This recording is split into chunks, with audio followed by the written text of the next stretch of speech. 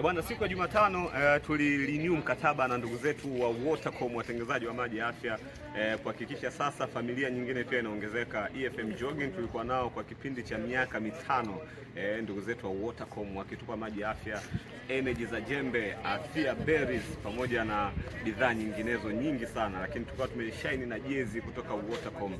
Tunashukuru sana. Lakini siku ya leo, siku ya Ijumaa, kikosi kazi cha EFM Jogging kitakuwa kina safari kuelekea pale Tanga kuna raha. Kunani pale Tanga?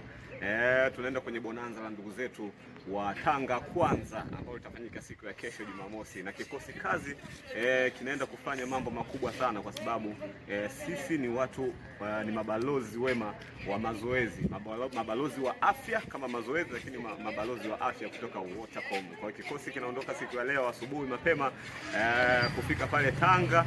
Wakazi wote wa Tanga, barabara zote kuanzia barabara ya kwanza mpaka barabara ya 21, basi tunakuja kuichakaza. Hatujawahi kuwa na jambo dogo, hatujawahi kuwa na jambo gumu kwetu sisi. Sisi ni marafiki wa kila mmoja, lakini sisi tunaishi kwenye jamii na jamii inatutegemea. Kwa hiyo wanachama wote wa EFM Jogging kwa furaha kubwa sana tunaelekea Tanga kufanya mambo makubwa sana. Mziki ni mkubwa, booster ni kubwa, wajiandae kutupokea, na kesho tutaenda kufanya mambo makubwa sana kwa ndugu zetu wa Tanga Kwanza, na kisha jambo lao litakuwa lina nakshi kutoka kwa MC wetu hodari sana ambao wanatafuta leo, MC Mwanzo Mwenga, lakini na MC Fagio.